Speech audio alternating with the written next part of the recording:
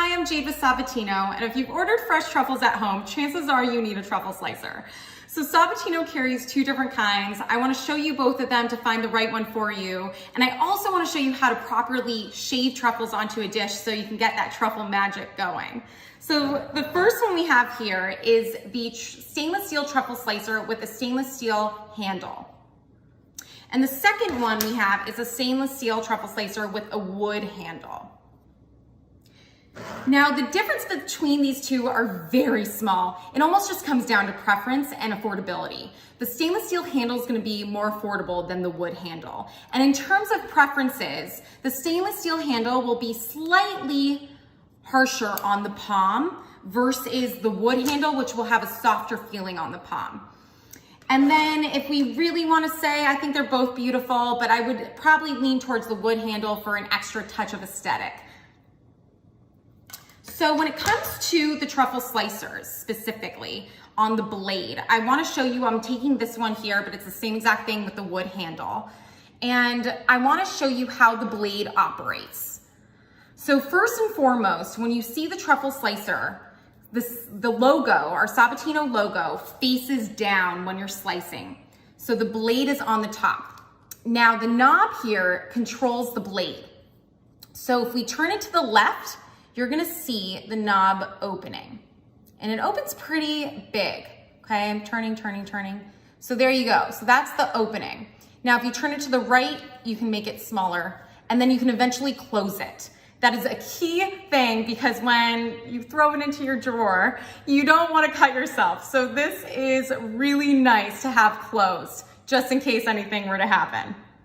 So now to the fun part. We have a beautiful, and you can actually see the marbling right there. We have a beautiful black winter truffle. And I'm going to start showing you how to shave it on the smaller side, and then we'll get bigger so you can find the right size for you. My personal preference is thinner is better. I like the idea that it's melting on the tongue. So I really like it very thin.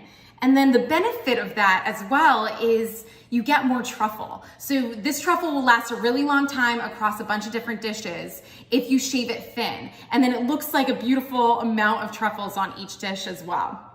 So we're gonna go so thin here where it almost looks closed. And we're gonna start there. If it doesn't work for us, we just make it a little bit bigger. So how you do this is you can figure out which hand works best for you. Honestly, I change it up all the time, but you're gonna hold your truffle slicer facing down, and then you're going to hold your truffle and you're gonna press pretty firmly on the truffle, and you're gonna go into a fast motion. It's not a slow motion because your truffle's gonna get caught in the blade. If you've ever worked with a mandolin, it's a very same type of process where you wanna move in a swift, quick motion. So now I'm shaving here and we can see, oh my gosh, look at that. We can see these beautiful truffle pieces forming.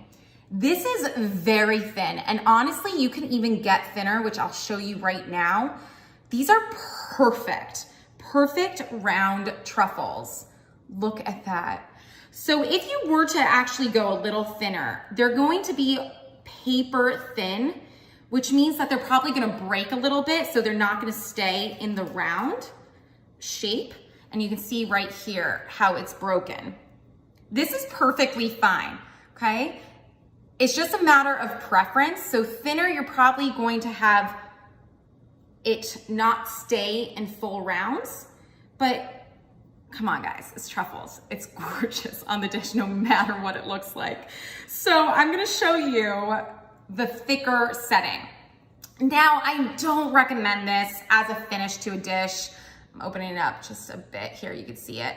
What I do recommend though is if you want to insert truffles underneath skin for chicken and that sort of preparation, you do want it on the thicker side because it's gonna hold well in there. See how thick this is? It's not flimsy, and you can actually see the skin around. Okay. So those are a few quick tips in terms of shaving the truffle. Again, you wanna hold your truffle slicer down, go in a pretty fast motion.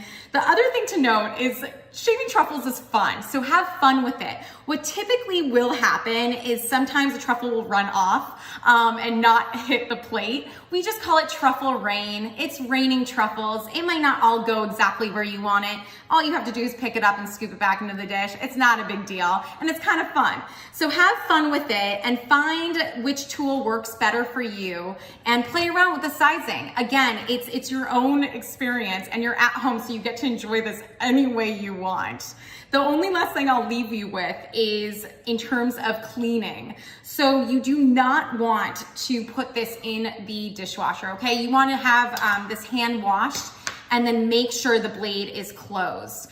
Also, when you're hand washing, be very careful with the blade, but you do want to make sure that there's no truffle pieces stuck inside. Sometimes that can happen. So just make sure you're soaking it and shaking it a bit to get all those out. A little Q-tip works too.